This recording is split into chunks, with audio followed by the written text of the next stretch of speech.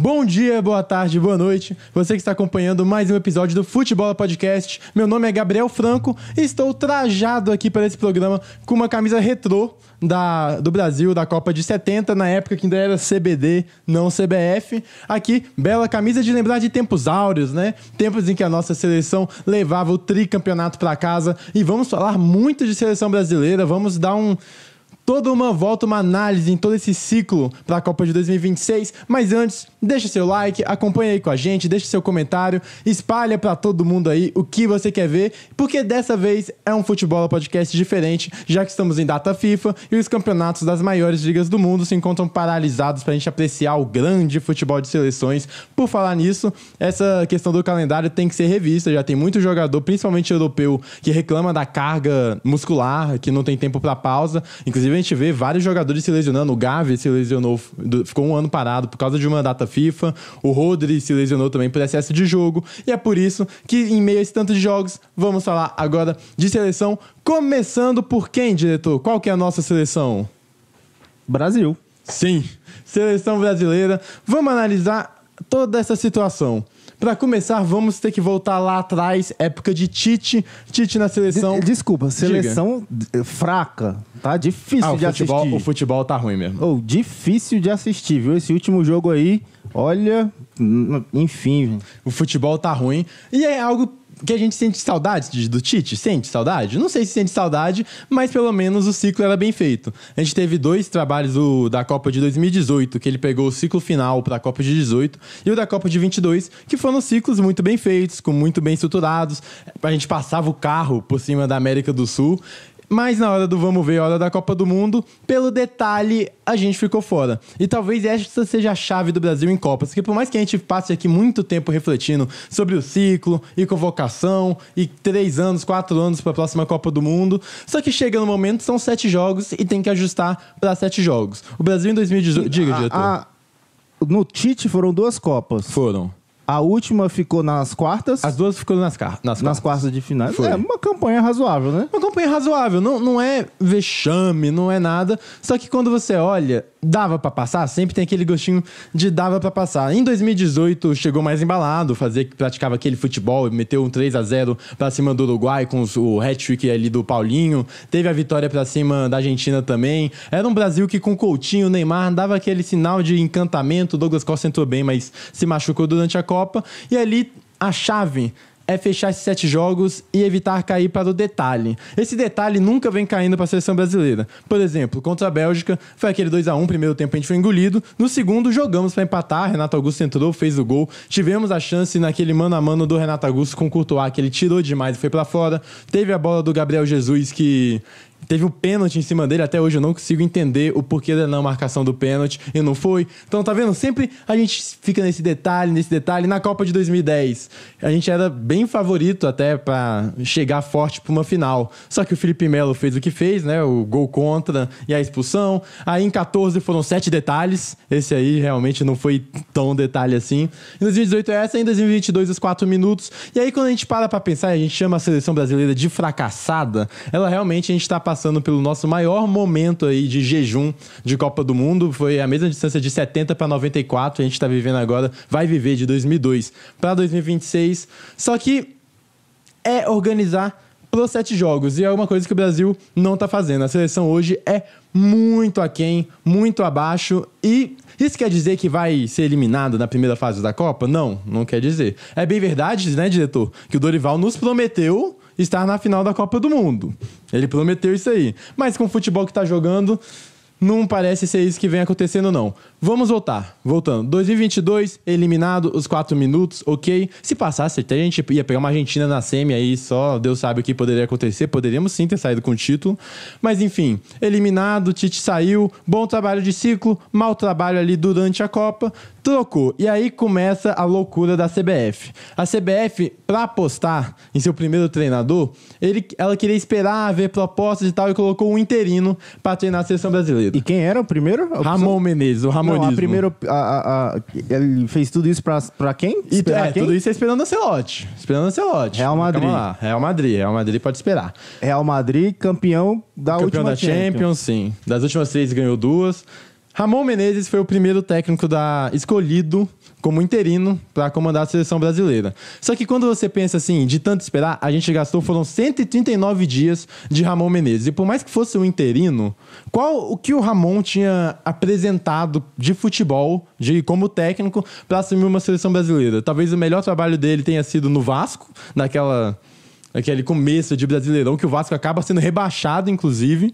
Aí o Ramon Menezes é sacado, porque começa a perder os jogos e tal, e volta treinando seleção sub-20, sub-23, e agora treinando a seleção principal. Foram 139 dias e 3 partidas. Ramon que não classificou a seleção para as Olimpíadas. E que aí já vem no outro questionamento, né? No outro questionamento. Por que o Ramon Menezes está na seleção olímpica? Por que ele é o treinador? O que ele ofereceu até agora? Ninguém sabe explicar. Eu não sei explicar e com certeza o Edinaldo Pereira também não sabe explicar, porque a CBF faz mais política do que faz futebol. Primeiro jogo do Brasil, do ramonismo, foi uma derrota para o Marrocos. Marrocos que veio embalado da boa campanha na Copa do Mundo, fez a disputa de terceiro lugar. Brasil 1, Marrocos 2. Até aí você pode até dizer tudo bem, é o começo de um ciclo, ok? Depois o Brasil ele pega a Guiné, ganha naquele amistoso feito contra o racismo e tudo mais. Depois o Brasil perde novamente para Senegal. Ou seja, 2 derrotas, 1 vitória e 139 dias que o Brasil joga no lixo. Isso ciclo rodando. Depois a gente vem com o Diniz, outro interino. O Brasil, ele é assumido por um técnico que eu gosto muito. Eu gosto bastante do Diniz. Acho que ele tem boas ideias. Acho um cara diferente no futebol brasileiro. E a gente tanto reclama, né, que não tem técnicos à altura. Acho o Diniz um cara diferente, um cara que poderia, quem sabe, dar algo diferente para a seleção, mas não seria minha aposta. Por quê? É um estilo de jogo complexo, é um estilo de jogo que nenhum dos jogadores ali da seleção brasileira está acostumado, requer tempo, e na seleção brasileira você não tem esse tempo todo de treinamento. Sabendo tudo isso, a seleção brasileira optou por Diniz fazendo que nem o Július, do Todo Mundo Deu Cris, estando em 2 empregos, assumindo a seleção brasileira enquanto era do Fluminense, e aí começou uma derrocada depois do Diniz ter ganho a Libertadores com o Flu. O Diniz começou a ir mal com o Fluminense, e a seleção brasileira acompanhou. Foram 6 jogos do Diniz com a seleção brasileira, 185 dias. Só aí a gente já tem 1 ano de seleção brasileira jogado no lixo. Tivemos a vitória esperando o Ancelotti. Esperando o Ancelotti. Brasil 5-1 na Bolívia. Foi o jogo que deu até aquele tweet famoso lá: Ancelotti, não precisa se preocupar, temos treinador. Deu uma iludida, era a Bolívia, mas assim, foi um futebol bonito, um futebol vistoso, e o Brasil meio que tá carente de futebol. Então quando a gente viu, a gente falou, será? Mas aí logo em seguida ganhou do Peru numa atuação fraca, 1-0, empatou com a Venezuela, e aí a partir daí foi só ladeira abaixo. O empate com a Venezuela já escancarava as coisas que não estavam dando certo. O Neymar ali se relacionando, tava muito truncado com o Vinícius Júnior. O Vinícius Júnior vinha pegar a bola às vezes na direita, que é o estilo de jogo do Fernando Diniz, né? De agrupar muitos jogadores juntos numa mesma área do campo e evitar até fazer essas viradas de bola. É um jogo antiposicional, muitos jogadores dando opção muito próximos um do outro, e ali começou a se confundir. O Brasil já não conseguia fazer aquele futebol vistoso, o Vinícius Júnior já não conseguia se destacar, como não veio se destacando também com outros técnicos.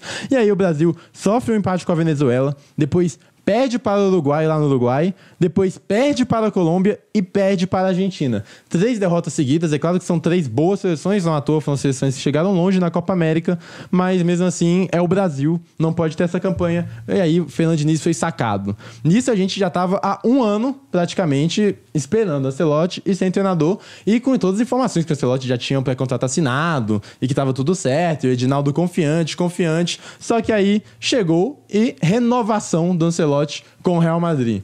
Ele renova, o Brasil fica largado, porque passou 1 ano inteiro esperando um cara que eu gosto muito. Eu achava até que era a melhor opção. O Ancelotti, ele tem a cara de treinador de seleção brasileira, ele sempre lidou muito bem com os brasileiros, ele tem um estilo de jogo que é facilmente compreendido, não dizendo que é simples, mas ele é facilmente compreendido. Ele já treina Vinícius Júnior, Rodrigo, Éder Militão, agora o Endrick, né? Mas na época não era. Enfim, e aí o Fernando Diniz foi demitido e entra Dorival Júnior. Aí que vem a questão. Na minha opinião, o Brasil não tem treinadores com nível e grandes capacidades para fazer grandes coisas diferentes a ponto de assumir uma seleção brasileira hoje. Tiraram do São Paulo, né? São Paulo tinha acabado de ganhar a Copa do Brasil. Ainda prejudicaram o time brasileiro aí, né?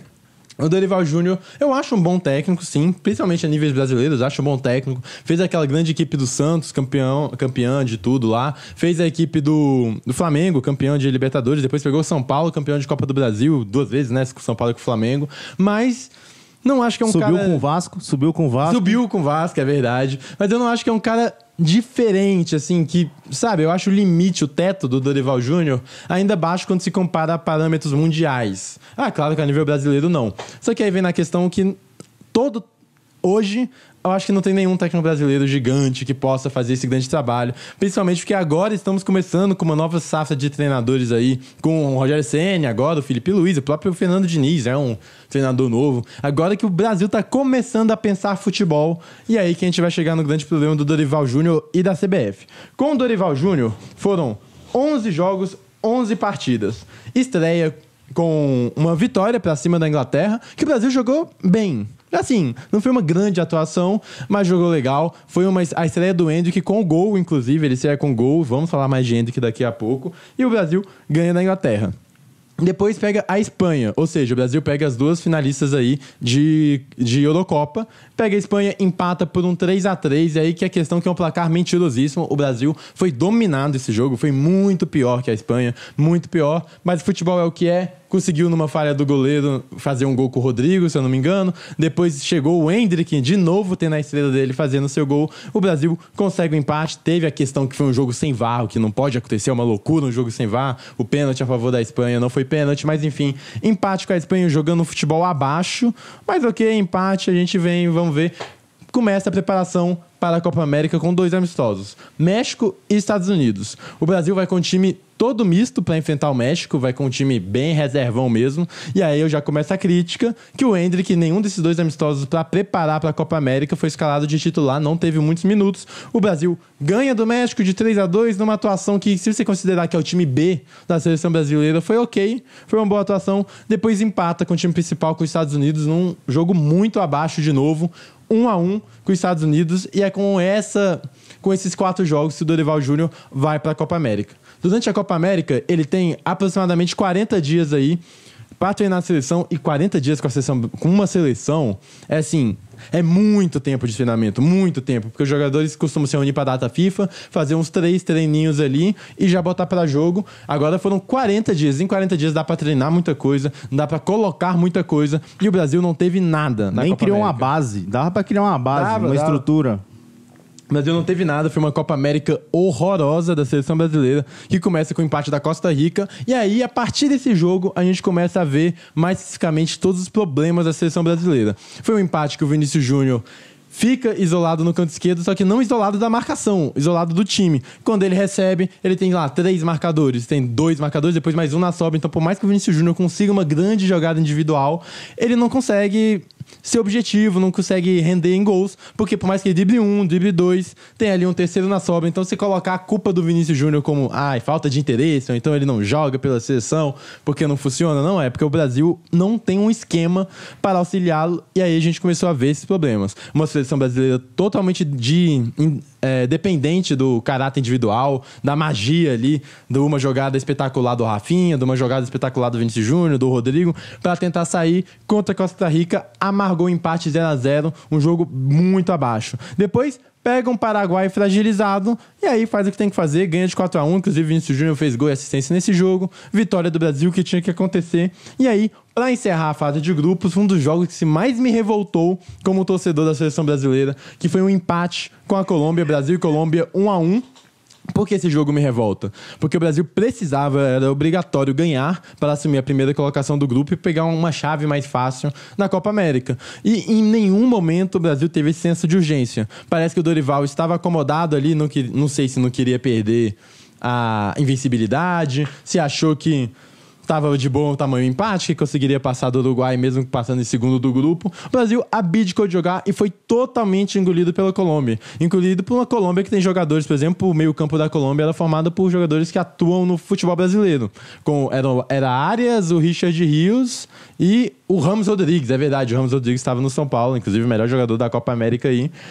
Foi outra atuação abaixo. A partir daí, a gente só vê repetições de má atuação. Até agora, não consigo enxergar uma grande evolução nesse jogo da seleção brasileira e cada vez um Dorival mais frágil, psicologicamente mais perdido como pensamento de futebol. Depois tem o jogo contra o Uruguai, um empate sem gols, penalidade, o Uruguai passa, o Brasil é eliminado da Copa América. E aí vamos voltar para as eliminatórias. O Brasil ainda enfrentou o Equador, vence do Equador 1-0, também no futebol muito abaixo, perde para o Paraguai, um Paraguai assim que é inconcebível o Brasil perder e fazer aquela atuação que fez contra o Paraguai. Depois ganha da seleção do Chile 2-1. Então foram 5 vitórias, 4 empates e 5 vitórias, 4 empates e 2 derrotas sob o comando do Dorival Júnior. Foram aqui, 280 dias, praticamente um outro ano. 280 dias tendo tempo para treinar e a gente não vê nada na seleção brasileira. E agora vamos para os pontos. Primeiro, quando o Brasil tá mal, surgem várias fórmulas mágicas, né? Fórmulas mágicas de como ganhar. Tem que convocar jogador do Brasil. E não pode convocar jogador do Brighton, jogador do Girona. Não pode pintar o cabelo.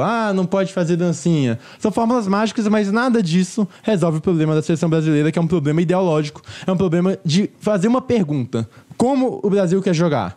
É o primeiro passo para se pensar futebol, é saber como é que você quer jogar. O Brasil não sabe responder essa pergunta, não sabe nem fazer essa pergunta, na verdade. Porque o Edinaldo, eu duvido muito das capacidades que ele tem para realmente fazer uma pergunta dessa e pensar...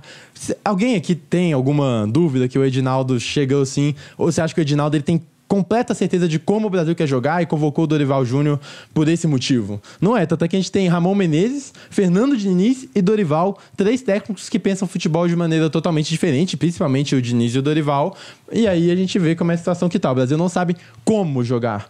O modo de hoje do Brasil é reúne os melhores jogadores, bota no campo e torce para alguém dar certo. E aí começa várias outras coisas também. Por exemplo, o Alisson, a torcida brasileira pega no pé do Alisson, mas ele é o melhor goleiro que a gente tem, principalmente com as mãos, ele é o melhor goleiro que nós temos. Ele é um dos melhores goleiros da história da Champions, por exemplo, da história do Liverpool, tá marcado. Só que a gente... Quando perde, tudo é ruim, né? Quando perde, a culpa é do Alisson. Quando perde, nada presta. Por exemplo, o Ederson falhou e não teve essa comoção toda porque a gente começa a escolher vilões, né? Como escolhemos vilões também contra a Croácia, botamos ali o próprio Alisson como vilão naquela derrota na Copa do Mundo. Enfim, a gente tem um Danilo que joga na lateral direita, ok, é uma reserva de experiência, é uma liderança da equipe, mas já não joga de lateral na Juventus, inclusive, não é nem a segunda opção para lateral direita na Juventus, o Thiago Motta não coloca ele. A zaga, ok, temos bons zagueiros, as peças são boas, tá? As peças são boas, só tô aqui passando por cima para entender a situação de cada um no sistema da seleção brasileira. Na lateral esquerda, a gente tem uma vaga ali que tá solta, né? Tá livre. Cada convocação é porque realmente a gente não sabe quem entra, a gente não sabe se é o Arana, se é o Abner, tá meio ali aberto. O meio-campo tem bons jogadores, mas nenhum deles consegue exercer o que faz no clube, porque o Brasil não tem um modo de como jogar, não sabe como jogar. Então você coloca o Paquetá, você coloca o André, você joga os caras lá e torce para jogarem futebol. Na ponta esquerda, a gente tem um possível bola de ouro. A gente tem o melhor do mundo da última temporada. Que ele foi o melhor do mundo, é certo, né? Se ele vai ser bola de ouro, ainda tem a votação. Que ele foi o melhor do mundo, é certo. Na ponta esquerda, o Vinícius Júnior. E o melhor do mundo não consegue jogar. E quando um jogador não consegue jogar da equipe, é um problema individual. Quando todos não conseguem jogar, é um problema coletivo, coletividade de um Brasil que não existe. A gente tem o Rodrigo, que talvez seja ali o personagem que mais consegue fazer algo na seleção brasileira, joga pelo meio, cai pelas pontas, mas pegou o Chile nessa última partida e sofreu a mesma coisa, literalmente a mesma coisa que o Vinícius Júnior sofre. Ficou isolado dos companheiros, sem gente para dialogar, e quando recebia essa bola, tinha sempre 2, 3 marcadores ali, 2 na sobra, 1 em cima. Então, por mais que ele conseguisse driblar, passar de 1, tinha gente na sobra. E aí, a gente tem o Rafinha, que é um cara que eu gosto bastante, inclusive, melhor jogador do Brasil na Copa América, na minha opinião, um cara de muita marcação, um cara que serve para atacar espaços, só que ele é esse cara de atacar espaços, de atacar em profundidade, de marcação em cima, e o Brasil não joga desse jeito, porque o Brasil joga na dependência de individualidade dos pontos rabiscarem. E aí entra o Luiz Henrique, aí entra o Savinho, que conseguem ter um pouco mais de ação, principalmente por isso, porque é uma seleção que se baseia ali no ataque, na criatividade, na inventividade, e esses caras oferecem. No ataque, a gente tem um prodígio máximo, que é o Endrick, que tem totais potenciais, assim, pra chegar e ser um dos maiores centroavantes aí da geração.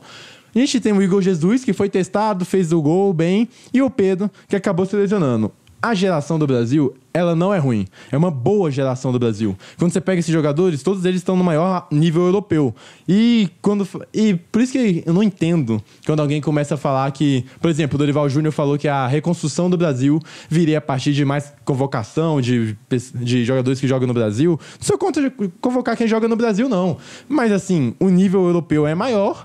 E se os caras estão bem na Europa, né, tem que ter um olhar a mais. E aí, enfim... O Brasil vem com esses caras, aí tem as críticas, né? Pô, joga no Girona, também não tem nada a ver uma coisa com a outra. O Brasil, em 2002, ganhou uma Copa do Mundo com os jogadores do La Coruña, por exemplo. E aí, é uma geração boa. Só que quando tá na má fase, sempre vai todo mundo atacar, vai todo mundo dizer que é ruim e começar de novo com o que eu falei, com as respostas fáceis. Em 79... a capa do Jornal de Esportes era a seguinte: só tem cabeças de bagre. Em 1979. E a foto era Zico, Falcão, Sócrates, esse era Leão, essa era Cabeças de Bagre, era o título do jornal. E a gente começa a repensar, né? Eram cabeças de bagre mesmo? Com certeza não, né? Um dos maiores jogadores da história aí, da seleção, estavam aí, que foi virar aquela seleção de 82 que jogava melhor futebol, talvez apenas atrás da de 70. Mas assim, só para relembrar que toda fase ruim começa as respostas mágicas. Foi assim com Pelé. Pelé já foi chamado de azarado em Copas do Mundo, porque ele ganha de 58, ele ganha de 62, só que como ele se machucou em 62, a galera já começou a falar, olha lá, sem Pelé dá. O Pelé, ele tem azar em Copas. Em 66 o Brasil cai, é a pior campanha do Brasil em Copas do Mundo, cai logo na primeira fase.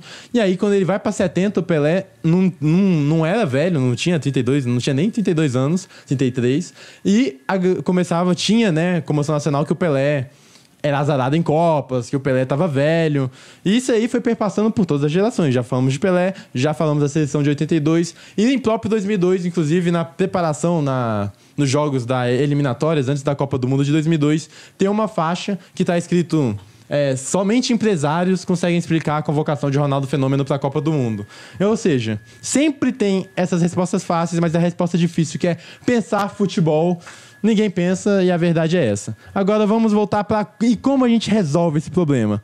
Pensando no futebol, querendo saber como é que joga. E Edinaldo não sabe. O Dorival Júnior está perdido. Ele está perdido quando ele escala o time que escala. Ele está perdido quando ele chega na coletiva e fala que a seleção brasileira está evoluindo, que está tendo um futebol melhor. Quando não está. Eu sinto falta de um capitão.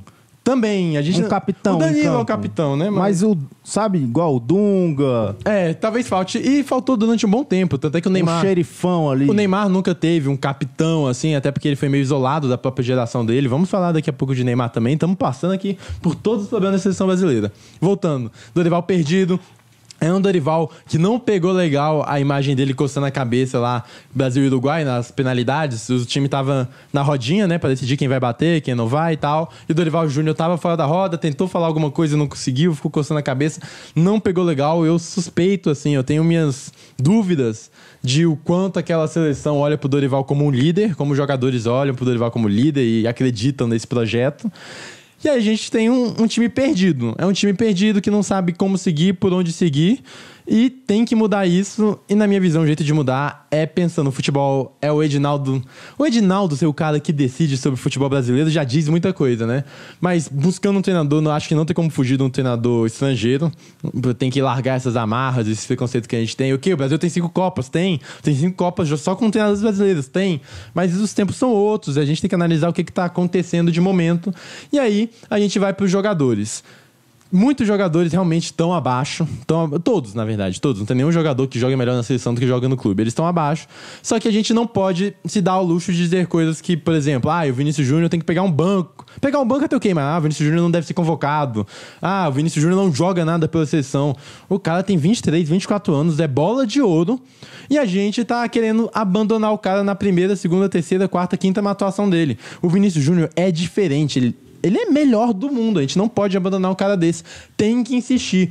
faz parte do trabalho do Dorival Júnior o Vinícius dar certo na seleção. O Vinícius dar certo na seleção, ele faz parte desse trabalho. Mesmo que você tenha um Neymar e não aproveitá-lo, tudo isso faz parte. Do mesmo jeito que faz parte do projeto de seleção brasileira insistir no Endrick. Não que ele deva ser titular toda hora, não que ele deva ser titular a qualquer limite, mas o Dorival Júnior claramente não gosta do estilo de jogo do Endrick ou entende que ele ainda não está preparado. Porque quando teve a chance na Copa América, ele relutou para colocar, ele convoca, outras pessoas no seu lugar, o Igor Jesus foi no lugar, né? Pedro no lugar. Por mais que eu entenda que ele prefira esse centroavante de referência, um centroavante que consiga fazer a parede, consiga calmar a bola, consiga ser uma referência de área, o Endrick, ele vem sendo deixado largado ali e pouquíssimo aproveitado.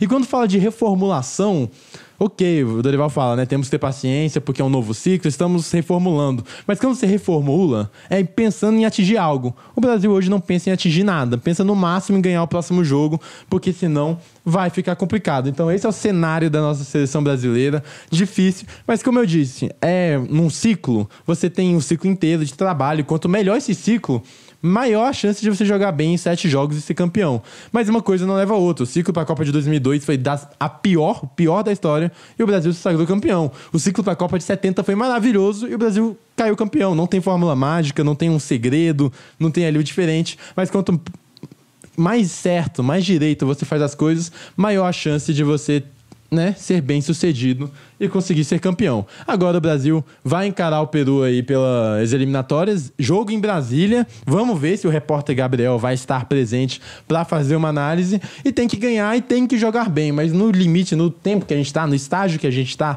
que o Dorival teve aqui esses 40 dias, tudo isso que eu falei, eu sinceramente não vejo... Não tenho muita perspectiva que o Brasil vai fazer um grande jogo, não. Por mais que o Peru seja aí o lanterna das eliminatórias, eu não tenho perspectiva que o Brasil vai amassar e vai jogar grande bola, mas tem que ganhar a partida. E os dois jogadores do Botafogo? Foi sorte? Não, nunca foi sorte, né? Nunca foi sorte. Mas foi um bom momento no acaso? Esses são jogadores que têm individualidade, são bons jogadores. O Luiz Henrique tem total capacidade de jogar no gigante europeu. Acho que ele já está preparado para dar um salto na carreira. Igor Jesus também chegou muito bem. E aí, parece que eu vou fazer uma crítica a eles, mas não é não. É só pra gente refletir. A crítica é mais, por exemplo, a convocação da Alex Telles. Como a gente reluta em convocar um cara que joga no Girona, por exemplo, mas quando ele chega no futebol brasileiro, a gente já quer logo na seleção, entendeu? Acho que a gente tem uma visão meio distorcida das coisas. O que o Alex Telles fez com a camisa do Botafogo para estar na seleção, por exemplo? Nada, não jogou nem 10 jogos. Ele é muito novo no Botafogo. Não fez nada. E por que ele não era convocado quando ele jogava melhor no time da Arábia Saudita que ele jogava do que ele apresentou com a camisa do Botafogo? Só que ele foi convocado agora que ele tá no Botafogo e não convocado quando ele tava lá. Mas enfim, Luiz Henrique e Igor Jesus são jogadores que têm futuro. O Luiz Henrique enxergo que mais, apesar de que a posição dele é uma posição muito disputada, porque o Brasil é o maior fabricante de pontas do futebol mundial, né?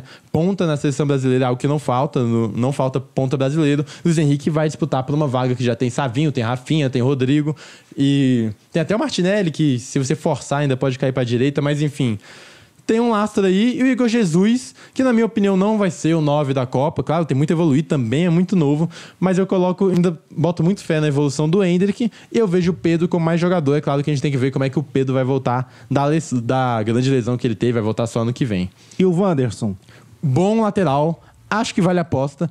Provavelmente vai ser o titular agora contra o Peru, até porque o Danilo não vem ajudando nada, né? São funções diferentes. O Wanderson é um cara que ataca mais do fundo, é um cara mais ofensivo e também mais jovem, mais velocidade. O Danilo é um jogador mais jogador do Mônaco. Jogador do Mônaco, inclusive, deu assistência pro gol da vitória do Mônaco contra o Barcelona no primeiro jogo da fase de Liga da Champions League. É um Brasil que tá tentando se reformular, mas eu não acho que esse jogo contra o Peru vai ser mais uma atuação fraca. Não acho que se o Brasil emendar a melhor atuação quer dizer que é uma virada ali na seleção brasileira. Nem acho que uma péssima atuação é pra gente condenar esses jogadores todos que a gente vem falando aqui. Então, placar. Vou ser otimista. 2-0 Brasil pra cima do Peru. Gol da Cele Fogo? Já teve 2, né? Agora vai ser diferente. Vamos botar ali um do Rodrigo, do Raio, e um do Savinho. Vai. Vamos colocar aí. Inclusive, teve toda aquela polêmica, né, do Savinho falando que falando que não assistiu o jogo do Brasil Eu contra o também não vou Equador. assistir esse contra o Peru, não. Que isso, fazer diretor? igual o Savinho. Que isso, diretor? Não vou assistir, não. esse Apoiar o jogo. Brasil. Vou ler um livro nessa hora. Tá justo, eu também não julgo, não. Então, essa aqui foi a nossa passada, a nossa análise de tudo que vem acontecendo com a seleção brasileira, né? As projeções, que não são muito otimistas. E agora vamos voltar um pouco do futebol de clubes. Futebol de clubes, inclusive, pra gente parar aqui e falar rapidinho. Teve vitória do Vila, hein? O Tigrão ganhou o clássico pra cima do Goiás. Conturbado, clássico conturbado. Clássico conturbado. Aí acertaram até bola no goleiro, mas ganhou com gol de pênalti. E aí o Vila Nova, de novo, né? Ali a um pontinho do G4, parece que vai subir, né? Empolga. Aí Não, chega no vamos momento. esperar. O Vila só na última rodada. Só depois da última rodada. Sem criar expectativa. Sem criar expectativa nenhuma.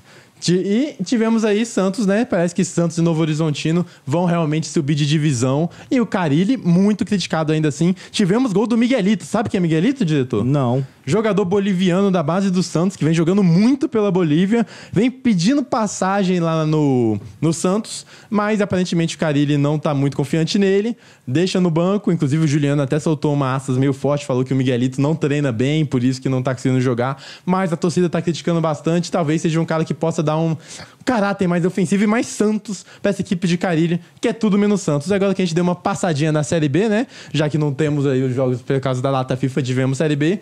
Vamos ter também Copa do Brasil nessa semana. Mas antes, diretor, vamos falar um palpitômetro?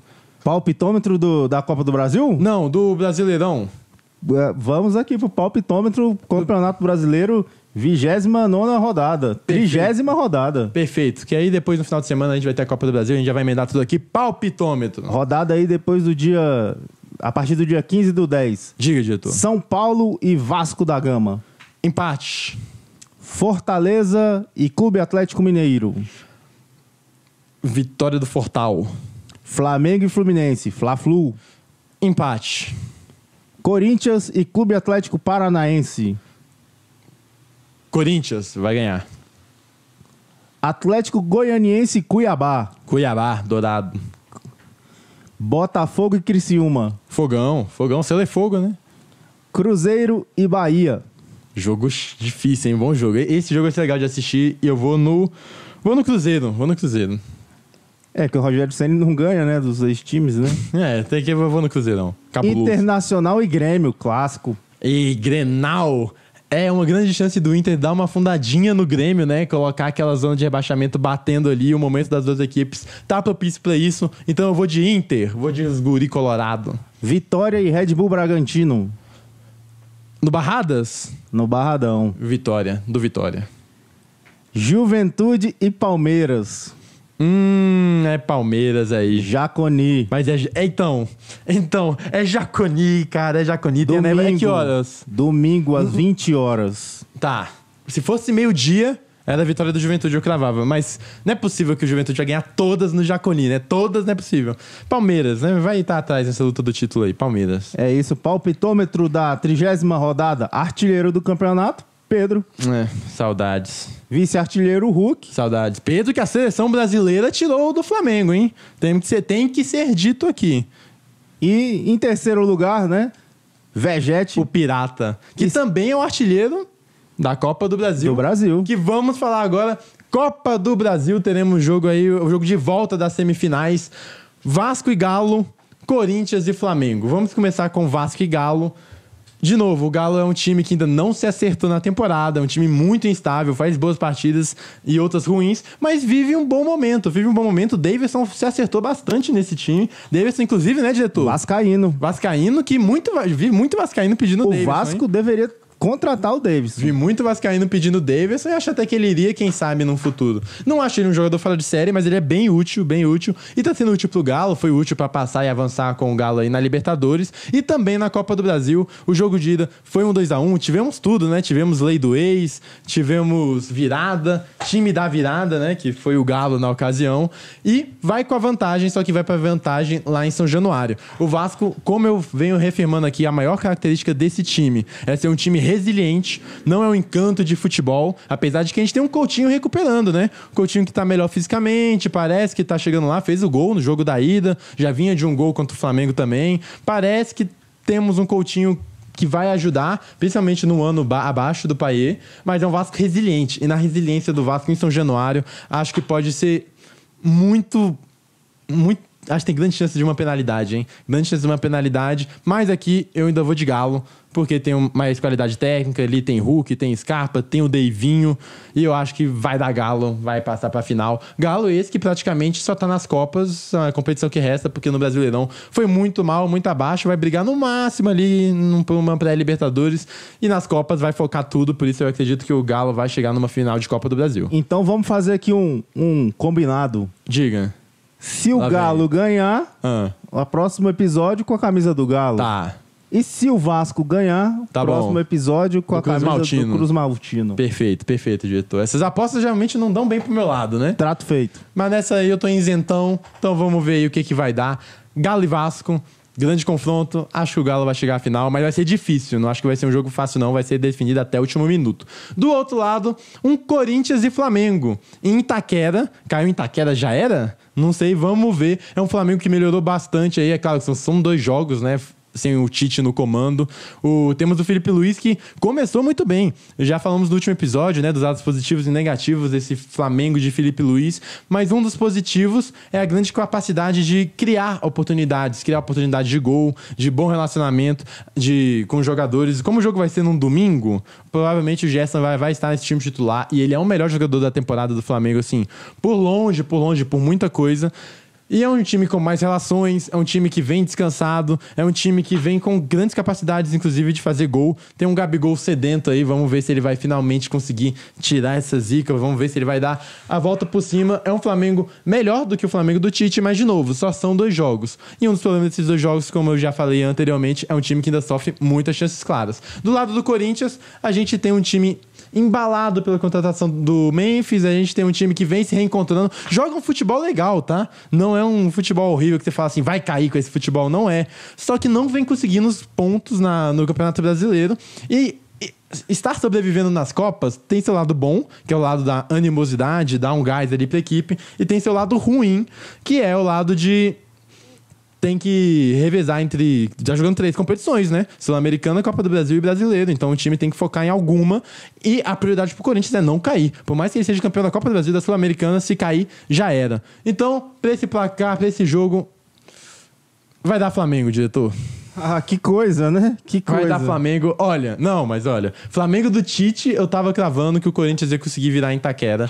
Mas agora com o Felipe Luiz, acho que o Flamengo vai acabar passando.